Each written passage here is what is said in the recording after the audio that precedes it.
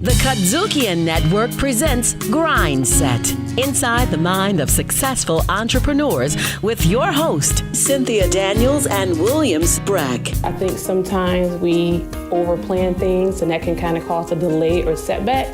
But I would definitely say dive in, get your name started, get your website up, get your business cards. But you're going to learn from a lot of amazing people what kind of pitfalls that they have, the challenges, but what really made them successful, what made them keep going. GRINDSET. You're listening to a brand new episode of GRINDSET, powered by the KUDZUKIAN Network. I'm your host, Cynthia Daniels, Chief Event Strategist of Cynthia Daniels and Company. And I'm your co-host, Brack, asset-based lender at First Tennessee Bank. Today's guest is Edith Kelly-Green, partner of the KGR Group. And what's really interesting about her story is that she actually had a 30-year career with FedEx. Wow. Retired, came out of retirement to start this company. And when you listen to this episode, you're actually going to learn that Miss Edith Kelly-Green is an astute businesswoman. Plus her community work with philanthropic Black women of Memphis, in addition to the Women's Foundation and countless other activities that she's been involved in. And besides, I like Lenny's Philly cheesesteak in the first place. So sit tight. We'll be right back with Miss Edith Kelly-Green of the KGR Group. You're listening to GRINDSET, powered by the KUDZUKIAN Network. R&R on Sports is proud to be on Sirius XM. So what's R&R stand for? Real talk and relevant sports issues. It's racial and relative. We're brothers from the South. We can relate. R&R on Sports on the KUDZUKIAN Network. GRINDSET on the KUDZUKIAN Network.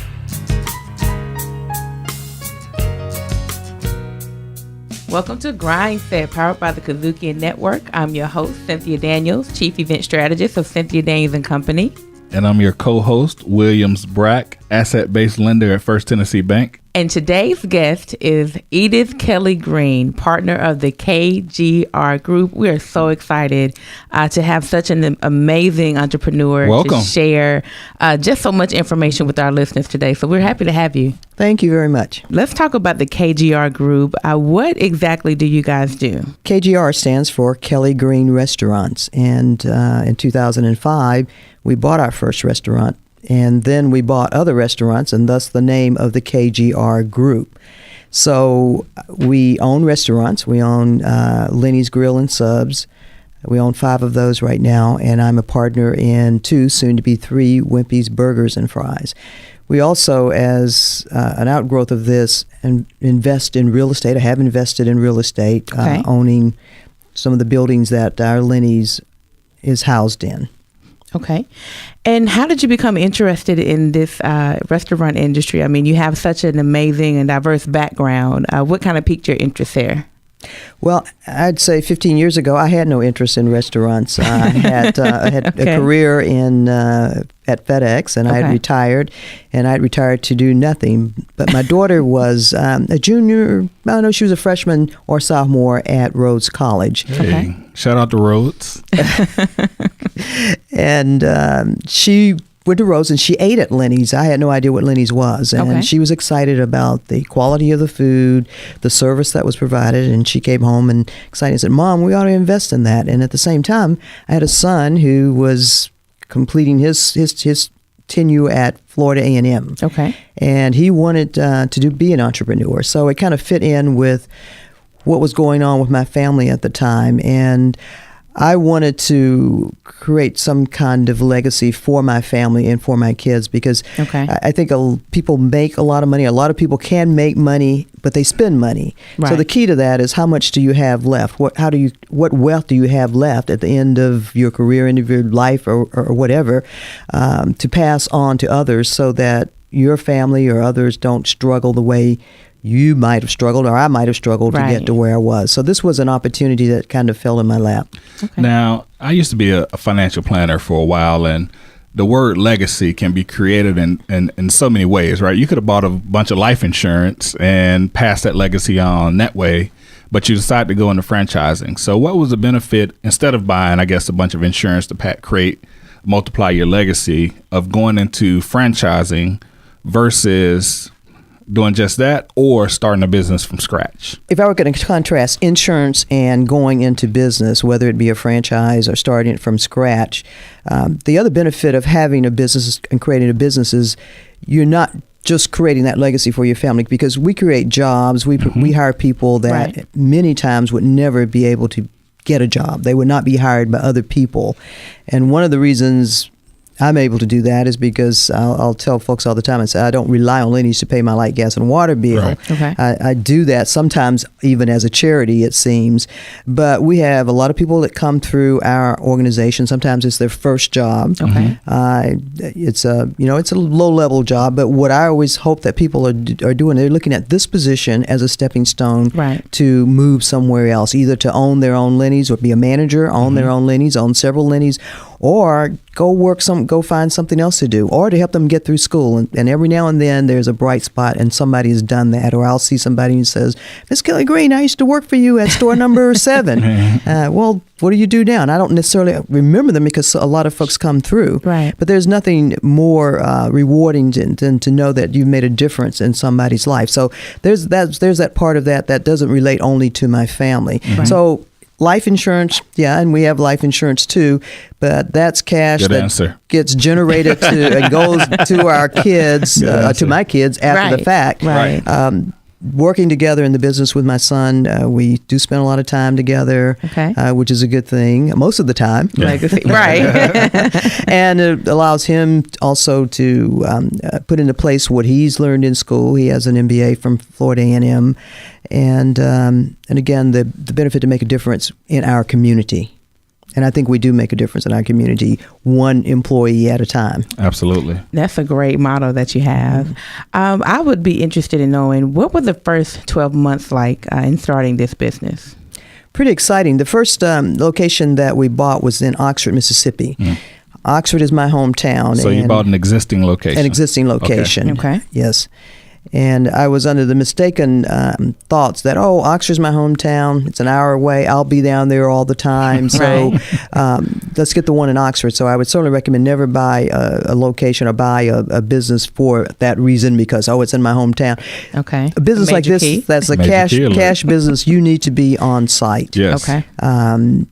And no matter what, and I learned this from FedEx, no matter what you want your business to do or be, if you're not there, you're relying on your employees to make that happen. And sometimes it does, and sometimes it doesn't. So, I think I call that a major key alert. In your business, watch the cash. And in that regards, how often are you looking at your financials, right? Are you looking at them daily, weekly, monthly, or once a year when you get your taxes? I'm looking at my bank account daily. Okay. So it's pretty much a cash business. Of course, in accounting, we've got accrual, and that's a whole nother story. But what is coming in and what is going out? Okay. And we're also looking at our daily sales report to see how many voids that we have. For example, how many people bought something and it got voided, and then why did it get voided? How many paid outs did we have? Okay. Who didn't clock out on time? I mean, there are a whole myriad of metrics that you need to look at, and over time, those things just become very easy to you. You flip down the report, and you can tell when something's out of line. So that's your daily dashboard that you look at daily, and then on a monthly. Actually, I have someone who keeps the books. I don't do my own books, but someone who keeps the books and prepares the financials, and we're looking at comparisons year over year. Our sales increasing, decreasing, what's going on in terms of our business on the sales side and also on the expense side. Someone else keeps the book, but you're able to verify that they did the work correctly, right? And that's right. It's in QuickBooks. I have access to it. Sometimes I go in and make a few entries too, things that I think need to happen, because I'm closer to the business than the bookkeepers are. Yeah. You're listening to GRINDSET, powered by the KUDZUKIAN Network.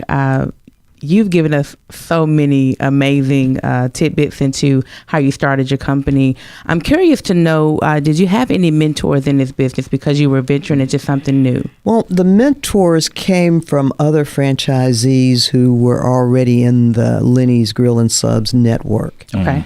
And even today, you can reach out to other folks who are doing the same things. Have you encountered similar kinds of issues? And we do all have similar kinds of issues. And hopefully, I'm a mentor to some of the new franchisees that are coming in now. Yeah. Right. But outside of that network, probably not, except that running a business, there's a level of running a business that's the same regardless of whether it's a restaurant, it's a bank, or it's FedEx, just different scales. Right. And a real key to that is the people. Yes. How you treat your people, how you select your people.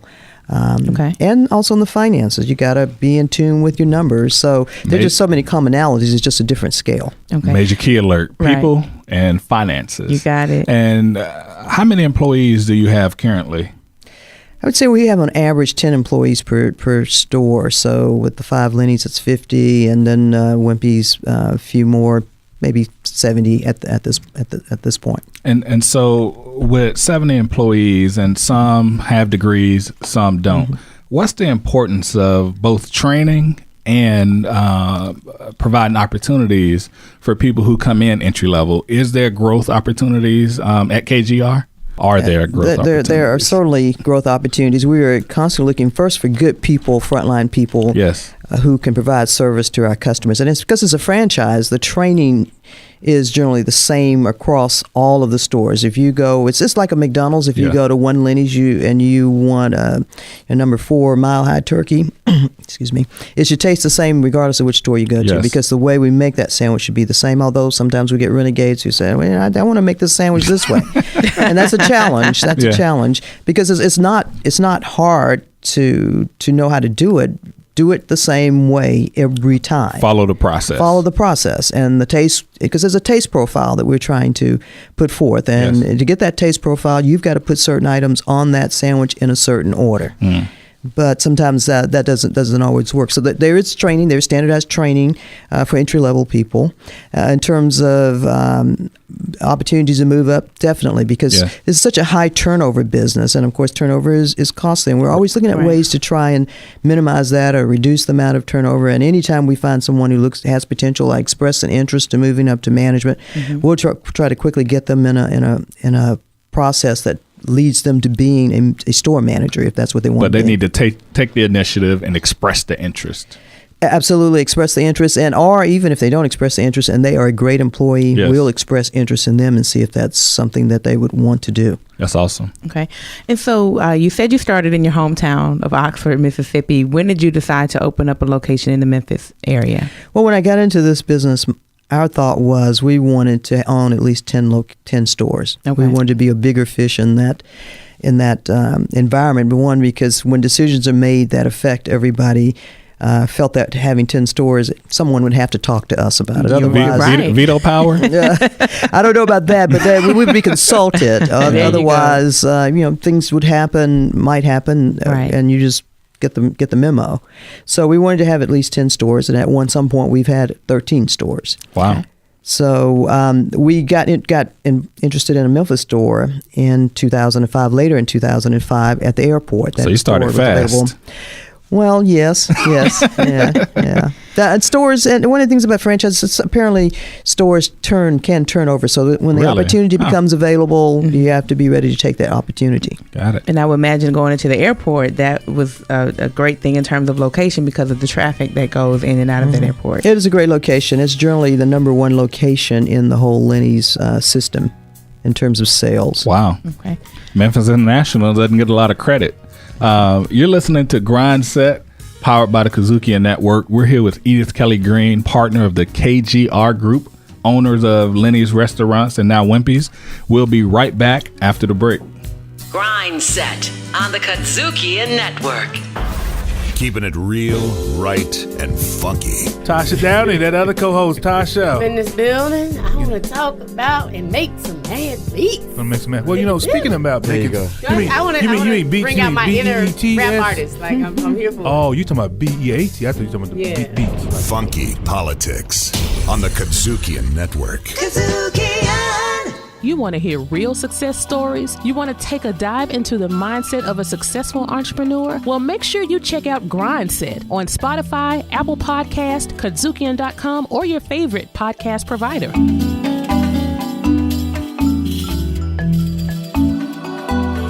You're listening to GRINDSET, powered by the KUDZUKIAN Network, and we were just speaking about growth with Edith Kelly-Green. And speaking of growth, I wanted to know, life before KGR Group. Tell us a little bit about the leadership skills you feel like you owned at FedEx, because obviously with so many franchise locations, you have to be able to lead a huge amount of people and motivate them daily. Well, FedEx has great memories, great exposure, great opportunities, I think, for everybody who was there. I started before we had large planes. We were a very small company at the time. Okay. And so I was involved in an awful lot of growth, a lot of fast growth there at FedEx, as were all my colleagues. Okay. It was good timing, coincidental timing for me. So all of us got thrown into many opportunities, many situations that you had to figure it out, and you had to figure it out very quickly. Okay. But I think most people know at FedEx the philosophy: people, service, profit, people first. Okay. So leadership was key to getting the results that you needed, or to getting the people to provide the service that was required to get the customers to use our service and to come back and spend their money with us to create the profit. So that's kind of how that circular thing worked. So there was quite a bit of focus on leadership training. And with all the different things going on, there were just all kinds of scenarios and opportunities to deal with. And those opportunities, as I think I said earlier, transition to almost any kind of organization, profit, transferable nonprofit. Skills. Absolutely, as it relates to people and leading people. Now, you finished your 50th, last year I think it was, you finished 50th marathon in your 50th state. Talk to us about the importance of goal setting and the process to make sure you accomplish your goals. Well, I did 50 half marathons. I've done 4 fulls, 50 halves. Thank you. October 21st, last one was in Des Moines, Iowa. Wow. My focus has turned out to be over time, education and health. Health, pretty much so, because I'm a breast cancer survivor. I'm a 25-year breast cancer survivor, actually next month. Wow. Congratulations. Thank you. So I am most pleased, obviously most pleased with being able to sit here and say that. Yes. And most thankful and blessed to be able to sit here and say that. So going through the breast cancer, I got focused on health and how can I be more healthy. My daughter got me focused on running. Okay. And that's how I got into the running side of the house. Now I run more than she has. How are your knees? Fine. Okay. Yes, I don't know why. Not why I haven't. Where I've had the most injuries has been riding my bicycle. Well, I can stop using knees as an excuse not to run. That's right. I don't have any problems Pretty with the much. knees. So yeah. So I've been really good with that. So I set a goal, and part of it is because I'm an accountant and a little anal. So I said, if I'm going to be running half marathons, let's not just do miscellaneous ones. Let's just make a focus. Also, I got a C in geography in 7th grade, so I was geographically challenged. So I said about going to the 50 states that would help me understanding how our nation works. And it was a journey. It was a lot of fun. I feel almost lost now that I don't have that as a goal. 7 continents next. That's kind of on the forefront. We got 2 booked in 2020, so perhaps so. But in terms of goal setting, I believe you've got to set goals. You've got to know where you want to be, and then work a plan to get there. Otherwise, what is it? Who is it? Alice in Wonderland. No matter where you go, it'll be okay. Right. You don't have a goal. So, and it's not. Sometimes that if you don't even make that goal, but it's having that goal and having a process to get to that goal. And too often I think we may wander around, and sometimes that's okay too. Yeah. You can't be all goal oriented. You can't be just all focused all the time. You can. But you can. And that's probably me, what my friends and family would say about me. But it helps to know where you're trying to get to. And I don't know how to say this any more strongly. I am a goal setter, and I believe in that. I mean, every day I get up and I've got these things I want to accomplish today. Okay. And if they don't get done today, they get rolled over to the next day. Right. And it's on my calendar. So I do set goals, and it pleases me, and I think it'll please most of us when you accomplish. You have a sense of accomplishment on doing that day or doing that hour or for whatever goal you've set. Now, do you need to be an accountant to be a goal setter like you are? Because that sounds pretty serious. No, but I think us accountants are maybe a little bit more disciplined than the average bear. So, and a little bit more kind of anal, some would say, than the average person. Now here's some people. there's the setting the goal, and then there's a process for accomplishing the goal. How have you kind of honed the ability to accomplish goal after goal after goal instead of setting a goal and then setting it aside? Keeping it visible for one thing. Okay. Writing it down. Oh, major key. It's on. I have goals on my calendar every day. You know, you can put it on your iPhone. Put it in there. Repeat. No end date. The end date is when it's done, and then I'll go in and take it off, or I'll, I may have a list of 10 things. I'll take that off, and I'm always adding something else to it. And then thinking through the process. Now, running a half marathon in 50 states was easy. You know, you're going to get 50 states, and the process for getting it done is state after state after state. Well, you lost me at the half marathon part, but 50 states is definitely easy. Yeah, but 50 states, and it's measurable, very easily measurable. So SMART goals. Right, yes, you're right, yes. So that was easily measurable. So for the women that are out there listening to our show, I would love for you to share with them maybe one of the mistakes that you made in your first year of becoming an entrepreneur. And then also, what can they do today to start working towards just having their own business? Well, I mentioned purchasing an existing location that was not physically close to me, and not being being there every day. And I would say that still is not necessarily a mistake now, but it's still something we have to contend with, because with more than one location, know until it happened. Right? But with more than one location, you cannot be at every location all the time. Okay. So you have to find people that you trust, and some will be trustworthy and some won't. But if you're starting that first business, I would advise everybody to be a business that you are going to physically be there as much as you can. So if you're working and you're going to start a business, maybe you've got a family member that you really feel comfortable with, but sometimes family members have to be dealt with too, just as any employee. Right? Exactly. So I would say a mistake is not being able to be physically on site in Oxford all the time, especially early on. To just know what's going on and it's not so much even in the store, I won't call it marketing, but the marketing, PR, there are things you need to do, greeting your customers, the things that you could do, only you can do it the way you want it done. Wow. You're listening to GRINDSET, powered by the KUDZUKIAN Network, and we're here learning about customer service.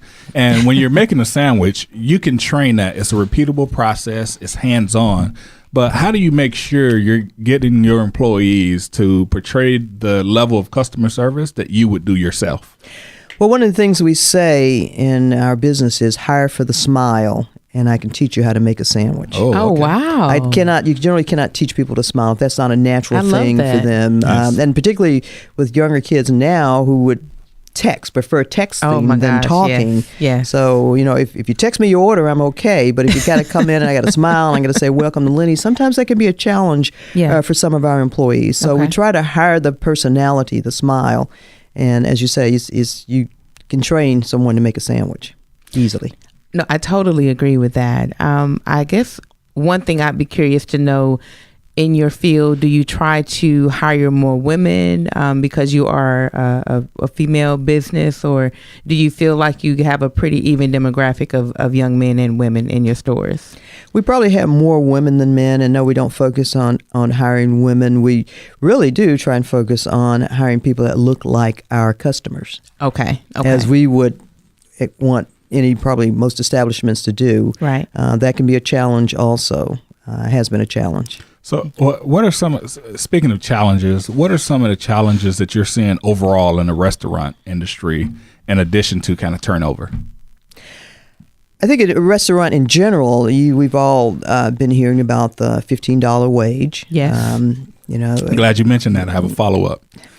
The smaller businesses generally are not pocketing profits such that, hey, if the wage goes up to $15, we can just automatically do that. I think what you'll see is less people in business there, which means less jobs altogether. Right. So some people will get $15, some people will get nothing because there will be there won't be the jobs there. Perhaps a McDonald's is going to be able to do that, but small businesses generally they're not making those kind of profits that would allow that to happen. And then ultimately, the customers would have to pay for that, and you would see the prices coming in. So that is a challenge. And then just finding good people. Right now, unemployment rates are very low, so it's a challenge to find people. And I encourage people, you get the best job you can get. You don't settle. If you can get a great job, you take that job, but you need to bring it with you too, so that you can keep that job. It's the higher paying jobs or the Amazon distribution centers that are coming here. Right. They're not going to tolerate whatever. I saw a note from one of the general managers at one of our stores today said it's 10:30.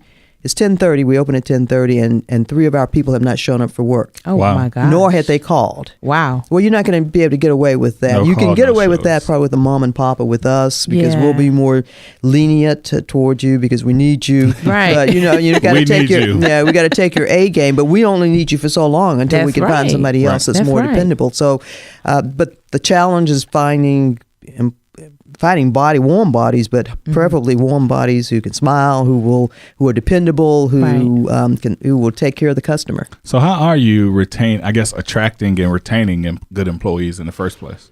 Well, we have increased our entry-level wage rates. Not that they're anywhere near $15 from an affordability perspective, but they're not minimum wage either. We try and incent them variably. If you did a great job or you have to work, say somebody doesn't come to work and you got to go out there and do extra, then, kind of on the spot kind of rewards. So half the missing person's wages for the day. Well, maybe not much, but something like that. But this is true that you can do more with 3 A-team people than you can with 5 C-team people. Wow. That's right. Now that is definitely a major key alert. Yeah. That's right. You're listening to GRINDSET, powered by the KUDZUKIAN Network, and we'll be right back with more Edith Kelly-Green.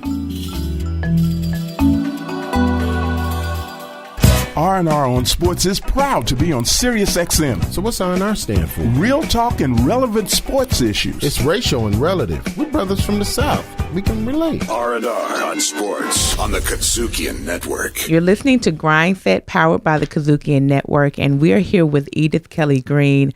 We are having an amazing time in the studio, and we've learned so much about her background with FedEx, leadership training, and just how it has really spilled over into the empire that she has today. But I know personally that you also have a philanthropic heart. I would love for you to share with our listeners out there the importance of giving back and being involved with certain organizations in the Memphis community, and why we have to make sure we make time to do that. Well, as I mentioned earlier, my focus is on education and on health. I think we talked about having goals. There are so many needs in our community, as in any community, but I didn't feel that I could be all over the place. So I try to focus on 1 or 2 things, education being my number 1 priority, and then health next.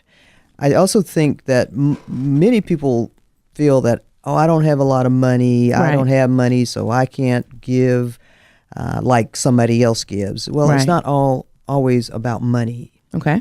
I think that everybody has something that someone else would love to know. Would love to have, generally in terms of advice. Right. They've accomplished something that you might be able to help someone else accomplish without making the same mistakes perhaps that you made as you achieved your goal. Okay. So philanthropy to me is a very broad term. It should be a very broad term, and most of us think about money when we think about philanthropy. We do. I know I do. It's a money guy over here. Right. Yeah. Right. And it is money. I mean, oftentimes things come down to money, but I always challenge everyone to think in terms of what goals, what assets or attributes that you have that you could share with other people. What have you accomplished that you could also share with other folks? But as it relates to education, I think I mentioned Oxford is my hometown. Okay. I grew up with my grandmother there. My grandmother worked as a maid on campus at a time that the school was not integrated. Oh, wow. I was able to go to school there. It was integrated in I remember when James Meredith came, and there I was 10 years old. I was in the 5th grade, so I remember all of that. That actually makes me sad. Definitely. Because that means that when the racial things that they're saying they're in our past, I'm sitting across from someone who experienced a bit of it, right? But I'm old though, so it is. So are those people and still around acting like they weren't that way? But I'm sorry. But my grandmother did live to see me graduate from Ole Miss. And, that's incredible. So in terms of education, I've endowed a scholarship in her name. There's a 4-year scholarship that pays the full tuition for a student to go through the university. And that scholarship is named for her, Christine Mitchell Hickenbottom. Now, that's quite a legacy. And, so if you're attending Ole Miss and you're listening to this, research that scholarship. Well, this one is focused on accounting. You have to have a major in accounting for this one. But I've also endowed another one, similar scholarship for my mother-in-law, who worked as a cook on the campus in one of the fraternity houses. Wow. So Oxford being a small town, most of the people there had something to do with the university, worked some on kind the university, of ties. right? Okay. And then I proposed in my estate for deferred giving to other scholarships, because I just think education is so critical. It's certainly what made the difference in my life, and I think it makes a difference for us as African Americans, as women.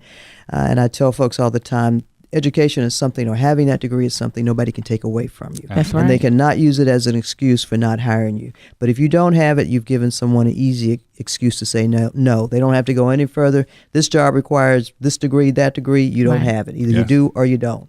And if you do, it's, well, they've got to figure out another reason to exclude you from the conversation. Okay. So I want to make sure that, and these scholarships focus on women, African American women in Mississippi as much as we can. And with the laws now, you can't do that.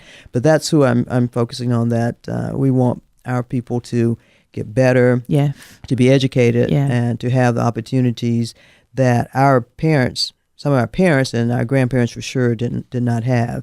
So that's what I focus on in education, and I try to be. I'm pretty narrow on that because I get a lot of requests for giving money here and giving money there, and I do some. But I'm focusing on people that look like me at the school that I went to, and preferably in accounting, which is a great field to be in for someone. The language it opens a lot of doors for people. It does, because I tell people it's like Delta Airlines. If you're going to go anywhere on Delta, you got to go to Atlanta. And if you're in a legitimate corporation, anything that happens in that company ultimately has to be accounted for and has to come through the accounting department. You're absolutely correct. Yeah. And if you're smart enough, just a business person who happens to know accounting, you're going to see all the transactions and you're going to know what's going on in that company, and folks are going to want you to be on their team and their department if you know the numbers. Yes. Because most people don't like to deal with numbers. So I encourage folks to do that. And also in 2007, the recession and all, people who always had jobs, accountants and engineers. So wow. I'm sorry, that's my sell for my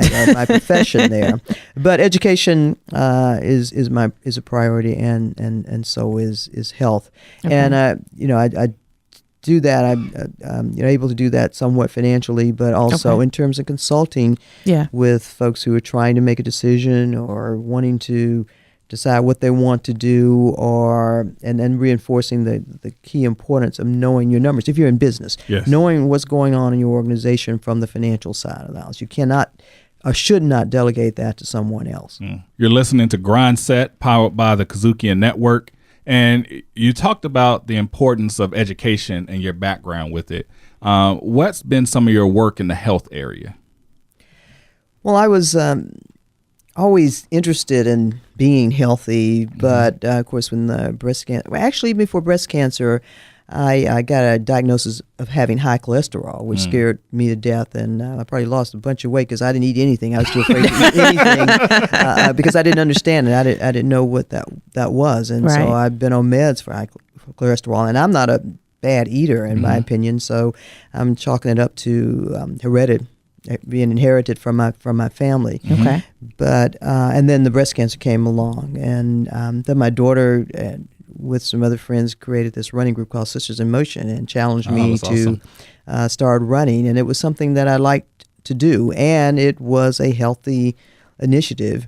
And we started running in 2007 or so out at Shelby Farms, and at the time there were very few African Americans, people who looked like us, and very few men. Now, if you go out there, we've pretty well taken over the place, I think, which is a very, very good thing. Absolutely. And we all know this health is something you cannot buy. And as we all get older, and particularly as I'm getting older, I do see the see the benefits of what I've done in my early age, but I also know that it's something you can't control too. You can control to some extent. You can eat well, you can exercise, but then there are some things that seem to take over. So I've been on the board of Regional 1, and I am now on the board of Methodist Health Systems. I'm also on the advisory board of Baptist Women's Hospital. Yes. So my interest there is in our community. How are we serving people in our community? And ultimately, we've just got to get into education, and people have got to change lifestyles. We can't just react to people who come to the hospital. We've got to be able to find ways to keep them from having to come to the hospital. And we've got to educate people to create different lifestyles. So how are you feeling? I feel great. Yeah. Ran 5 miles this morning. Yeah. I ran 3, or walk 3. Or walk ran 3. There you go, one day at a time. And so when you're in Memphis, what I've seen, if you've achieved any level of success, your phone rings off the hook for board appointments and giving. And I know you focus on health and education, but how do you kind of manage this is my space, this is the only areas I'm going to give in? Or do you sometimes venture off into other boards that's not strictly in education and health? Well, I do sometimes venture off in giving, but I think that goes back to goal setting, because you can't be everything to everybody, and everybody's got a personal. That's a major key alert. Something personal that they support, that they like. I mean, I probably would not have been so much in health had I not been a breast cancer survivor. Right. But I know that there are other people who feel that way about other things, and they will support the other things. But I've set my focus, this is what my goals are, and I try to stay loosely within those. And I do support girls, things for young girls, young children. So there are other things that I do. And one of the things that 6 other women and I did, we came together and we created this group called Philanthropic Black Women of Memphis. That sounds awesome already, just by the name. Yes, we've been doing this for about 12 years, and the grants aren't large. They're maxed at $5,000, and we do grants maybe about once a year. And we're just starting a grant process right now. But there are a lot of smaller organizations. At $5,000 makes the world a difference for them. So where do people go to find that grants if they're interested? It's Philanthropic Black Women. It's pbwmmemphis.org online. Let's go to our website. And we just felt we all pool a little bit of money, and that with that little bit of money we can make a difference.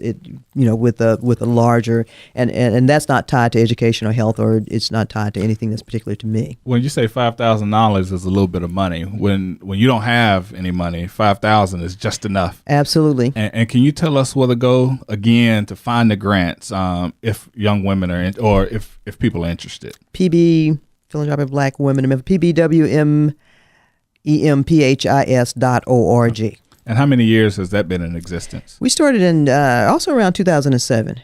Okay. Well, we're coming to a close, and you have just been the most amazing guest. We would love to invite you back because we haven't even gotten that deep into. I was a little rusty today, so you definitely need to come back. Love to have you come back. I would love for you to share with our listeners out there. Our audience is women of color that are looking to start businesses, but I'd love for you to share with them, the best advice you've ever gotten, and what's next for Edith Kelly-Green. I don't know about the best advice, but I'll say a few things. One, I came from a background.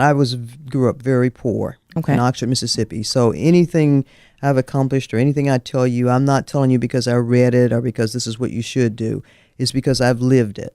Okay. So what I'm trying to say is that I'm talking from experience, and if you think I've been successful or I've achieved something, then you can too, because I came from nothing. Wow. And if you think that you're at nothing too, and you think that I've achieved something, hey, you too can do this. You can do it. That's important. And believing in yourself and believing that you can do it, and finding a few folks who also believe in you. Those are keys, because there are going to be times that you need somebody to talk to, and you may or may not. It's not going to be critical, because as I came up, an African American in a corporation, predominantly white corporation, the first vice president and African American vice president at FedEx, there wasn't anybody else ahead of me that I could talk to and say, oh, you ought to do this, That's you ought right. to do that. So you're kind of on your own, and if you're trying to be an entrepreneur, they're going to be the naysayers. Why are you doing that? And particularly if you work, you better keep that job. You got a good job. That's right. You got a good job. Yeah. But I understand that people want to venture out and do their own thing, because there's nothing like working for yourself and making your own decisions. But you got to be committed. You got to know that you're going to have people issues if it's going to be people intensive. Mm-hmm. And you've got to be willing to put in the time and make the sacrifice. It is not easy. Being an entrepreneur is not easy, because you're the number one employee. That's right. And you've got to make it happen. If you don't make it happen, you can't depend on other people to make it happen.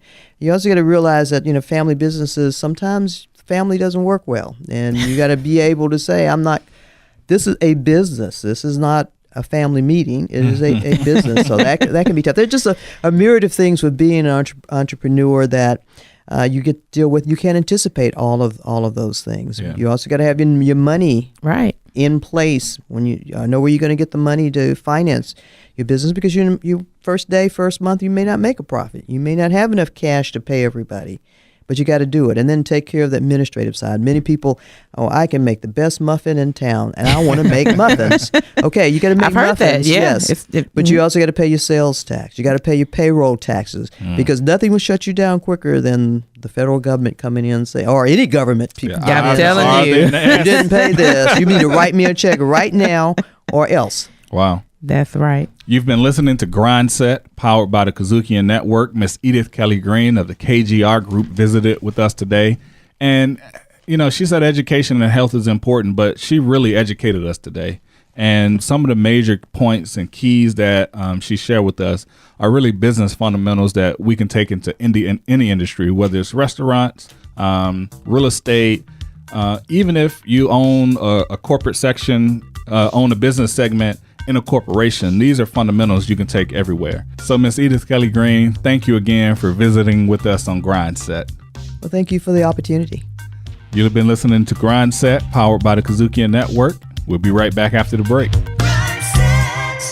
R&R on Sports is proud to be on Sirius XM. So what's R&R stand for? Real talk and relevant sports issues. It's racial and relative. We're brothers from the South. We can relate. R&R on Sports on the KUDZUKIAN Network. Welcome back to GRINDSET. And we could really call this GRINDSET University Episode 3, in addition to all the great content we've had from some of our other guests. And the major keys today cover personal, it covers business, and community. And so the personal goal is to keep your goals visible. Track them every day, move them forward if you didn't accomplish them today. The business goals are watch your cash. If you're in business, you need to understand how money is moving through your company. And you need to never, ever lose sight of it. And the third one is people and finances are the keys to success in business. And the last thing involving community is you can't be everything to everybody. Like you, Brack, I really enjoyed today's guest, and I learned so much important information. And I found the perfect quote, and I think that it will speak to all women that are listening today. It's by Lena Horne. The quote says, "It's not the load that breaks you down, it's the way you carry it." And when I think about Miss Edith Kelly-Green's story, she shared with us, very intimate details of her childhood, that she grew up poor in Oxford, Mississippi. And when you look at where she is today, she let us know that it doesn't matter where you come from. It's about the education and what you're able to do with that. So I'm hoping that every woman listening today is inspired by her story, and that is you're ready to really take that leap into entrepreneurship. Yeah, you really should take the leap and dust off that business plan and pursue your dream of entrepreneurship. You've been listening to GRINDSET, powered by the KUDZUKIAN Network, and we'll see you next episode. GRINDSET, executive producer, Epicenter. Recorded at KUDZUKIAN Studios. GRINDSET is directed, produced, recorded, and distributed by KUDZUKIAN.